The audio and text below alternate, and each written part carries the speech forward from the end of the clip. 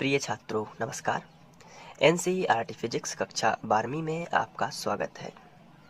Theory के इस portion में आगे बढ़ते हुए हम लोग अध्याय 2 में ही नेक्स्ट टॉपिक लेते हैं, जिसका नाम है विद्युत द्विध्रुव के कारण अक्षीय स्थिति में विभव।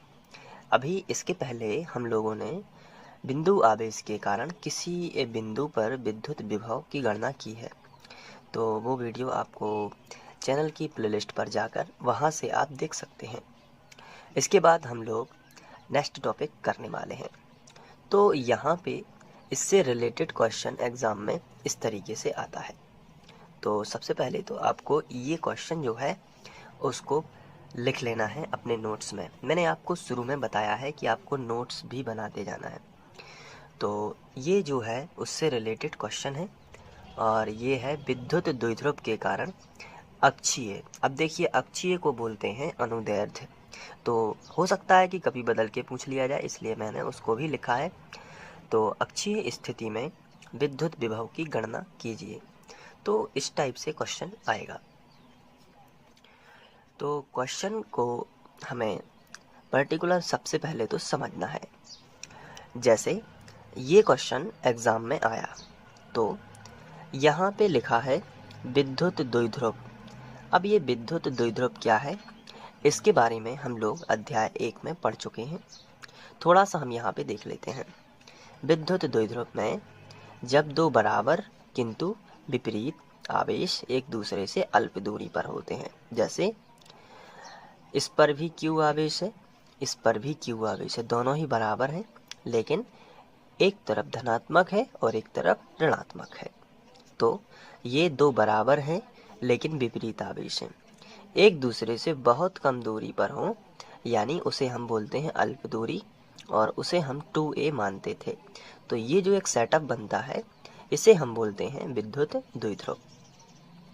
तो इसके कारण इसका फील्ड भी बनता है। तो फील्ड बनता है तो कोई दूसरा चार्ज वहाँ पे रखेंगे तो उसमें विद्युत क्षेत्र की तीव्रता हम निकाल चुके हैं अक्षीय और निरक्षीय स्थिति में, यदि आपको ध्यान हो। अब हमें निकालना है विभव। तो विभव भी हम निकालेंगे, वर्क डन ही विभव कहलाता है। तो इसके लिए देखिए चित्र कैसे बनेगा। तो एग्ज़ाम में चित्र हमें क्वेश्चन के अकॉर्डिंग ही बनाना पड़ता है। सबसे पहले हम यहाँ पर एक विद्युत द्विध्रुव ले लेते हैं। तो यहाँ पे हमने 2 पॉइंट निर्धारित किए। अब इन दोनों पॉइंट को हमने नाम दे दिया A और B। अब इस पर हमने आवेश रखा, मान के चलिए यहाँ पर हमने -Q रख दिया और यहाँ पे +Q। तो बराबर और किंतु विपरीत आवेश और इनकी बीच की दूरी हमने दे दी 2a।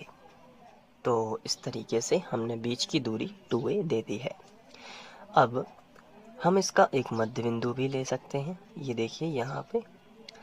और ये मध्य बिंदु इसलिए लिया जाता है कि इससे द्विध्रुव से दूरी ना तो हम A से नापते हैं ना ही हम B से नापते हैं, तो हम इसके मध्य बिंदु से नापते हैं। ठीक है, तो ये है द्विध्रुव। अब क्वेश्चन में लिखा है द्विध्रुव के कारण अक्षीय स्थिति में। तो देखिए यहाँ पे अक्षीय स्थिति कहलाती है इसी के अनुदिश आगे बढ़ते हुए ये वाली अक्ष, इसमें किसी बिंदु को लेना होगा। अगर यहाँ पे लिखा होता निरक्षीय तो अक्ष के लंबवत यहाँ पे ये होती निरक्षीय। फिलहाल हमें अक्षीय स्थिति पूछा गया है, अक्षीय स्थिति में हमें विभव की गणना करनी है। तो हम यहाँ पे स्केल रखेंगे, ये देखिए ये अक्षीय है और अक्षीय स्थिति में हमने सबसे पहले एक लाइन खींची और यहाँ पे हमने कहीं पर भी बिंदु ले लिया और उस बिंदु को हमने P नाम दिया। P, ये है बिंदु P। अब ये बिंदु P की द्विध्रुव से दूरी नापना है। तो ना तो हम B से नापते हैं और ना A से नापते हैं, हम मध्य बिंदु से नापते हैं, यानी कि यहाँ से लेके यहाँ तक की जो दूरी है वो हो जाएगी R। इसे हम R से दर्शाते हैं। तो ये देखिए चित्र बन गया। देखते ही देखते हमें क्या करना होता है कि जो चित्र है वो क्वेश्चन के अनुसार ही बनाना पड़ता है। जैसा हमारा क्वेश्चन है उसी तरीके से यदि आप सीखते हैं तो कोई भी क्वेश्चन एग्ज़ाम में आएगा, आप उसका जल्दी से चित्र बना के उसे सॉल्व कर दोगे। तो ये है विद्युत द्विध्रुव, ये है अक्षीय स्थिति। यहाँ पे लिया है बिंदु P और इसकी दूरी हमने नापी है इसके मध्य बिंदु O से R दूरी पर। अब जैसा कि हम चित्र बनाते हैं वैसा ही हम उसके नीचे लिखते हैं, तो यहाँ पे हम वैसा ही लिखेंगे। यहाँ पे AB एक द्विध्रुव है तो हम लिखेंगे माना AB एक विद्युत द्विध्रुव है, तो हमने लिख दिया। अब AB एक विद्युत द्विध्रुव है लेकिन जो -Q तथा +Q आवेश से मिलकर बना है, ये भी हम लिख लेते हैं। तो हमने लिखा जो -Q तथा +Q आवेश से मिलकर बना है। तो देखिए इतना सब हम देख के ही लिख रहे हैं। अच्छा, अब द्विध्रुव को पूरा कंप्लीट करना है पहली लाइन में, तो अभी इसकी दूरी नहीं लिखी है, बाकी सब लिख गया है। तो हम इसकी दूरी भी लिख लेते हैं। जो -Q तथा +Q आवेश से मिलकर बना है तथा जिसके बीच की दूरी 2a है। ये देखिए इनके बीच की दूरी अल्प दूरी 2a हम लोग मानते हैं, तो हम लिखेंगे इसके बीच की दूरी 2a है। तो ये है विद्युत द्विध्रुव के बारे में पूरी जानकारी। देखिए माना AB एक विद्युत द्विध्रुव है, ये द्विध्रुव ही तो है जो -Q तथा +Q आवेश से मिलकर बना है। पूरा द्विध्रुव के बारे में ही यहाँ पे लिखा है। इसके बाद इसके बीच की दूरी, तो AB विद्युत द्विध्रुव बता दिया जो -Q +Q आवेश से मिलकर बना है तथा इसके बीच की दूरी 2a है। देखिए पूरा द्विध्रुव ही बनाया है। इसके आगे अब हम बिंदु P की बात करेंगे, तो लिखेंगे इसके मध्य बिंदु यानी कि द्विध्रुव के मध्य बिंदु O से R दूरी पर एक अन्य बिंदु P है जिस पर हमें विद्युत विभव की गणना करनी है। कहाँ से? द्विध्रुव के मध्य बिंदु से। कितनी दूरी पर? R दूरी पर। तो यहाँ पे लिखेंगे द्विध्रुव के मध्य बिंदु O से R दूरी पर एक अन्य बिंदु P स्थित है जिस पर हमें विद्युत विभव की गणना करनी है। तो हमने यहाँ पे लिखा इसके मध्य बिंदु O से R दूरी पर अक्षीय स्थिति में ये शब्द जोड़ देना है, एक बिंदु और फिर नीचे लिखेंगे P स्थित है जिस पर विद्युत विभव की गणना करनी है। तो हमने इस तरीके से लिख लिया जिस पर विद्युत विभव की गणना करनी है। अब ये हो गया चित्र का पूरा मटेरियल। अब आगे कैसे करना है आइए देखते हैं। यहाँ पर यदि हम चित्र में देखें तो द्विध्रुव के कारण हमें बिंदु P पर विद्युत विभव निकालना है। तो हम पूरे द्विध्रुव के कारण बिंदु P पर विद्युत विभव नहीं निकाल सकते। हम बिंदु आवेश के कारण बिंदु P पर हमें विभव पता है और इसके कारण भी ये भी बिंदु आवेश हो जाएगा। यदि हम दोनों आवेशों को अलग अलग डिवाइड कर दें तो ये अपने आप में एक बिंदु आवेश होगा, ये भी अपने आप में एक बिंदु आवेश होगा। तो सबसे पहले आपको इस द्विध्रुव को दो भागों में डिवाइड करना है, इसको अलग और इसको अलग, दोनों आवेशों को अलग अलग डिवाइड कर देना है। फिर आपको क्या करना है, +Q आवेश के कारण बिंदु P पर विद्युत विभव निकालना है। फिर आपको -Q आवेश के कारण बिंदु P पर विद्युत विभव निकालना है और फिर दोनों का एडिशन कर देना है। तो ये हो जाएगा विद्युत विभव टोटल। क्योंकि द्विध्रुव का जो निर्माण हुआ है वो प्लस और माइनस दोनों से हुआ है, तो सबसे पहले आपको इसे दोनों भागों में बांट लेना है। क्योंकि आप बिंदु आवेश के कारण किसी बिंदु पर विद्युत विभव निकाल चुके हैं और उसका आपको फॉर्मूला भी पता है, V बराबर 1/4πε0 Q/d। इसको आपने जस्ट इसके पहले ही सॉल्व किया था। तो बिंदु आवेश के कारण किसी बिंदु पर विद्युत विभव की जब गणना की थी, तो ये जो है वो विभव का फॉर्मूला हमारे पास है। तो हम बिंदु आवेश के कारण निकालेंगे बिंदु P पर, फिर इसके कारण भी निकालेंगे बिंदु P पर, फिर चूंकि द्विध्रुव के कारण निकालना है इसलिए दोनों को ऐड कर देंगे तो विद्युत विभव आ जाएगा। तो ऐसा करना पड़ेगा। तो चलिए डिवाइड करते हैं। सबसे पहले हम लिखेंगे +Q आवेश के कारण बिंदु P पर विद्युत विभव। तो हमने यहाँ पे हेडिंग डाल दी। अब हमें यहाँ पे विभव +Q के कारण है और -Q के कारण भी निकालना है। तो प्लस के कारण V1 मान लेते हैं और माइनस के कारण V2 मान लेंगे। तो V1 बराबर, अब विभव जो बिंदु आवेश के कारण होगा उसका फॉर्मूला तो हमें मालूम है 1/4πε0। तो हम यहाँ पे लिखेंगे 1/4πε0 इंटू Q आवेश है लेकिन चूंकि प्लस क्यू है तो हम यहाँ पे प्लस क्यू लिख देंगे, तो प्लस माना ही जाता है इसलिए क्यू ही रहेगा बटे डी। डी क्या थी उस समय, तो आंसर है डी उस समय जब हम लोगों ने निकाली थी तो दूरी थी। तो चेक करते हैं कि प्लस क्यू आवेश से बिंदु पी तक की दूरी कितनी है। तो हम थोड़ा सा ऊपर गए, प्लस क्यू आवेश से बिंदु पी तक की दूरी क्या आर है। क्या आप बता सकते हैं कि प्लस क्यू आवेश से बिंदु पी तक की दूरी आर है, तो आपका आंसर होगा नहीं, क्योंकि आर तो ओ से पी तक की है, तो प्लस क्यू से कोई दूरी ही नहीं दी गई है, लेकिन पॉइंट तो दिए गए हैं, तो हम इसको मान लेंगे बी से पी यानी बी पी। तो हम यहाँ पे क्या मानेंगे, बी पी, तो डी की जगह पर बी पी हो जाएगा। अब देखते हैं क्या फॉर्मूला में डी पर वर्ग है, आंसर है नहीं है, यानी कि हमें केवल क्या लिखना पड़ेगा, बी पी। अब आगे बढ़ते हैं, तो V1 बराबर 1/4 पाई एप्सिलॉन 0 इंटू क्यू बटे बीपी। बीपी का मान क्या हम निकाल सकते हैं, आइए चित्र में विश्लेषण करते हैं। ये देखिए, ये है बीपी। अगर हम बात करें पूरे चित्र की, तो यहाँ पर देखिए ये 2a है, पूरा द्विध्रुव कितना है, 2a है, और ये बिंदु O जो है इस द्विध्रुव का मध्य बिंदु है। जब मध्य बिंदु है तो ये 2a हम a और a में बांट सकते हैं। कहने का मतलब ये है कि हम यहाँ पर भी a लिख सकते हैं और यहाँ पर भी a लिख सकते हैं, तो टोटल द्विध्रुव कितना हो गया, 2a, और चूंकि बिंदु O मध्य बिंदु है इसलिए a और a में ये बट जाएगा। तो हमें ये वाला जो a है और ये वाला जो a है ये क्यों बांटना पड़ा, क्योंकि हमें bp का मान मिल सके। अब देखिए यहाँ पे पूरा O से लेके P तक कितना है R, और O से लेके B तक कितना है A। अगर हम OP में से OB घटा दें तो क्या बचेगा, OP में से, ध्यान दीजिए, OP में से अगर हम OB घटा दें तो ये वाला हिस्सा बचेगा ना BP। अगर हम OP में से क्या घटा दें, हमें BP चाहिए, ध्यान रखना हमें क्या चाहिए, BP। हम OP में से क्यों घटा रहे, क्योंकि ये जो R और A हैं ये मान है, तो हमें BP का मान भी ऐसे बीच में कुछ लिखा चाहिए। अब लिखा यहाँ पे है नहीं, तो हम इन दोनों के फॉर्म में उसे बनाएंगे। तो BP का मान क्या होना चाहिए, तो R माइनस A। ऐसा इसलिए होना चाहिए क्योंकि हमें क्या चाहिए, फिर से देखिए, हमें क्या चाहिए, BP। क्या चाहिए हमें, BP। तो BP तो कुछ लिखा नहीं है, जैसे OP लिखा है R, OB लिखा है A, ऐसा क्या BP लिखा कुछ, तो आंसर नहीं लिखा, तो BP कैसे आएगा।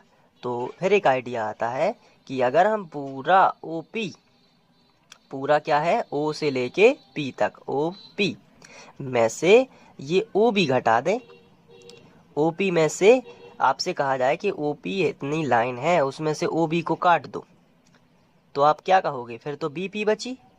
यानी कि पूरी R में से अगर A घटा दो, R में से क्या घटा दो, A घटा दो, तो क्या मिलेगा, BP। तो BP की नई वैल्यू कितनी आई, R माइनस A। तो हम यहाँ पे लिख सकते हैं BP की जगह पर R माइनस A। तो ये मान हो गया इसका, तो ये V1 है, और इसको हम बना सकते हैं समीकरण 1। तो इस तरीके से ये था प्लस क्यू आवेश के कारण। अब जरा ध्यान से देखते हैं, क्या द्विध्रुव निकल चुका है, यहाँ पे प्लस क्यू आवेश के कारण आई है, अभी यहाँ पर विभव आया है। अब हमें माइनस क्यू आवेश के कारण निकालना है, किसके कारण, माइनस क्यू आवेश के कारण। तो हेडिंग डलेगी यहाँ पर माइनस क्यू आवेश के कारण बिंदु P पर विभव। अब इसके बाद हम विभव को अब V2 से दर्शा देते हैं। विभव का फॉर्मूला वही रहेगा, 1/4 पाई एप्सिलॉन 0 इंटू, चूँकि माइनस क्यू है, हमेशा याद रखना, फिर से मैं बता देता हूँ, विभव में आपको आवेश प्लस क्यू और माइनस क्यू दिखाना पड़ता है, जबकि तीव्रता में नहीं दिखाना होता है। ऐसा इसलिए क्योंकि तीव्रता एक सदिश राशि है, तो वो डायरेक्शन से प्लस माइनस हो जाती थी वहाँ पे।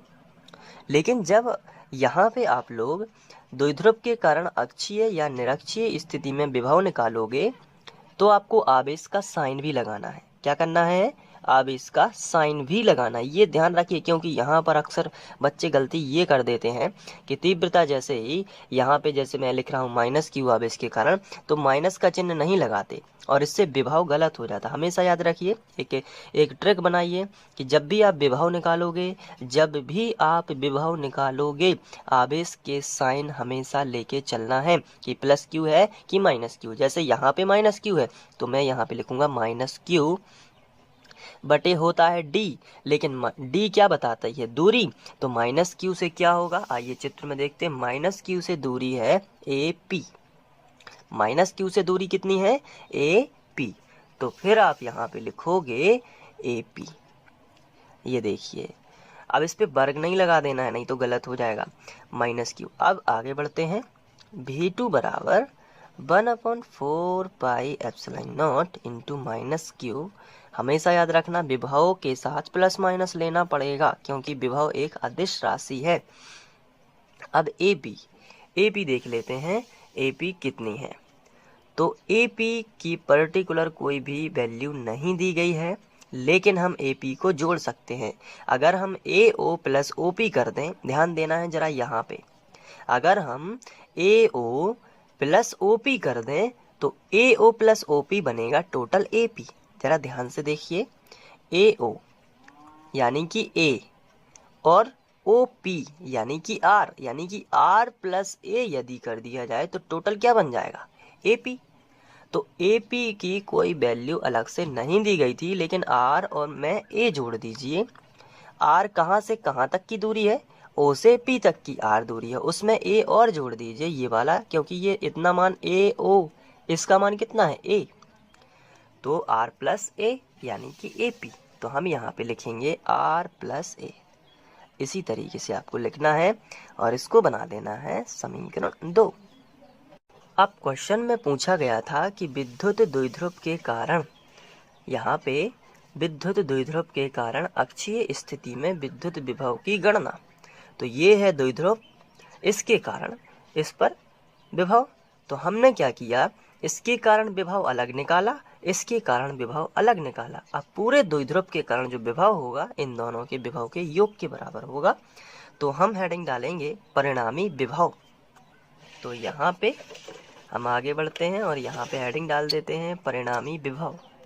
तो जो टोटल विभव होगा V, वो बराबर होगा V1 प्लस V2, यानी कि पहले वाला V1 और दूसरे वाला V2। तो V1 कितना है?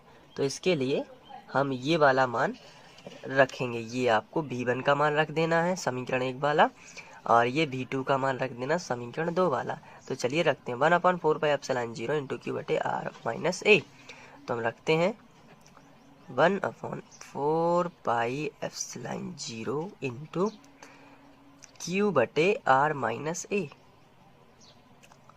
अब चूंकि वर्ग तो है नहीं, देखिए आप यहाँ पे क्यू बटे आर माइनस ए सिंपल सा लिखा है, प्लस लगा है तो प्लस, फिर दूसरी वैल्यू V2 की पूरी वैल्यू रख देना है 1/4 pi epsilon 0 into minus Q बटे आर प्लस ए। अगर एक बार आप समझ लेते हो ऐसे व्यंजक को, तो आप बिना देखे ही दोबारा कर दोगे और एग्जाम में बहुत अच्छा इसी तरीके से लिख के आना है, ताकि आपका एक भी अंक ना कटे। चलिए आगे बढ़ते हैं। तो इतना हम लोगों ने लिख लिया था, इसके बाद आगे बढ़ते हैं।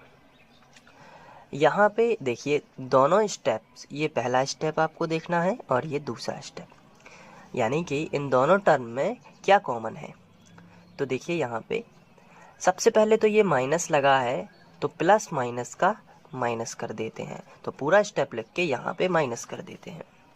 तो हमने ये लिखा पूरा, पहले ज्यों का त्यों, प्लस माइनस का हुआ बीच में माइनस, और फिर हमने ये पूरा लिख दिया 1/4 पाई एप्सिलॉन 0 इंटू क्यू बटे आर प्लस ए। ये देखिए अब निकालते हैं कॉमन। तो क्यू बटे 4 पाई एप्सिलॉन 0 यहाँ पर भी है, क्यू बटे 4 पाई एप्सिलॉन 0 यहाँ पर भी है। देखिए दोनों में कॉमन है ये दोनों चीज़ें, ये और ये और ये। तो इन दोनों को करते हैं बाहर, यानी कि कॉमन निकालते हैं। क्यू बटे 4 पाई एप्सिलॉन 0, अंदर क्या बचेगा? अंदर बचेगा क्यू चला गया, 4 पाई एप्सिलॉन 0 चला गया, तो ऊपर बचेगा एक, कुछ भी नहीं है तो एक मान लेते हैं। तो 1/r-a, माइनस लगा है तो माइनस, यहाँ पर भी क्यू चला गया बाहर और 4πε0 भी चला गया, तो बचेगा क्या, 1/r+a। ये देखिए हमने उभयनिष्ठ निकाल लिया। अब इसके बाद हमें एलसीएम लेंगे, इसको ज्यों का त्यों लिखेंगे। तो b बराबर q/4πε0। इसके बाद इसका दोनों का लेंगे एलसीएम, तो r-a r+a दोनों अलग अलग हैं, इसलिए दोनों को एलसीएम के रूप में यहाँ पे ले लिया। तो r-a और r+a। अब इसके बाद इसका इसमें भाग जाएगा तो ये और ये कैंसिल हो जाएगा, तो बचेगा क्या, केवल r+a। तो इसको हम यहाँ पे लिख देते हैं r+a। बीच में लगा है माइनस, और इसके बाद ये और ये कैंसिल हो जाएगा इस बार, तो क्या बचेगा, r-a, और r-a का 1 में गुणा होगा तो आएगा r-a। आगे बढ़ते हैं। तो v बराबर q/4πε0। यहाँ पे देखिए माइनस का गुणा हो जाएगा तो r+a माइनस r और माइनस माइनस प्लस a बटे एक बार धन और एक बार ऋण, सर्वसमीन का a वर्ग माइनस b वर्ग। इसके बाद आगे बढ़ते हैं। यहाँ पे देखिए r प्लस का और माइनस का कैंसिल, a और a हो जाएगा 2a। तो v बराबर, इसको हम लिखेंगे q/4πε0, अंदर आ जाएगा a और a 2a बटे r वर्ग माइनस a वर्ग। अब इसके बाद हम q इंटू 2a, ये क्या है, आवेश गुणित दूरी यानी द्विध्रुव आघूर्ण। तो पहले हम 4πε0 1/4πε0 लिख लेते हैं इसको। q अंदर चला गया तो क्या बचेगा, q इंटू 2a, अंदर कर दिया, पहले समझाने के लिए मैं एक स्टेप और बढ़ा देता हूँ, q अंदर कर दिया, यहाँ पे 1 बचेगा तो, और r वर्ग माइनस a वर्ग, ये मैंने ब्रैकेट के भीतर कर दिया। q इंटू 2a बनेगा p, क्योंकि द्विध्रुव आघूर्ण है, तो हम यहाँ पे लिखेंगे v बराबर 1/4πε0 इंटू, इसको बना दिया p, और बटे r वर्ग माइनस a वर्ग। यहाँ पे लिख भी देते हैं p बराबर q इंटू 2a बराबर द्विध्रुव आघूर्ण। तो ये हो गया विभव। अब यदि r की तुलना में a बहुत छोटा हो, यदि हम चित्र की बात करें, ये जो आपको r दिख रहा है और ये a दिख रहा है, इसमें बड़ा कौन है, r, छोटा कौन है, a, और ये तो बहुत ही छोटा होता है a, अल्प दूरी होती है क्योंकि। तो यदि r की तुलना में a बहुत छोटा है तो हम इसे छोड़ देते हैं। तो हम यहाँ पे लिखेंगे, यदि a छोटा हो, बहुत छोटा हो r से, तो इसे नगण्य मानने पर, तो ऐसी स्थिति में a को हटाएंगे तो v बराबर आएगा 1/4πε0 इंटू p बटे r वर्ग। a को हटा दिया तो p बटे r वर्ग। इसे हम लिखेंगे, विभव है चूंकि, तो बोल्ट में, और इसको बंद कर देंगे ब्रैकेट में। इसके बाद यदि हम लिखेंगे, यदि माध्यम का परावैद्युतांक k हो तो यहाँ पे k लगा के पूरा लिख देंगे। तो यही अक्षीय स्थिति के लिए विद्युत विभव का व्यंजक है। तो इसी तरीके से यदि आप करते हैं तो आपको एग्ज़ाम में पूरे अंक मिलेंगे, एक भी अंक नहीं कटेगा। आइए इसको हम लिखने के लिए स्क्रीनशॉट लेते हैं।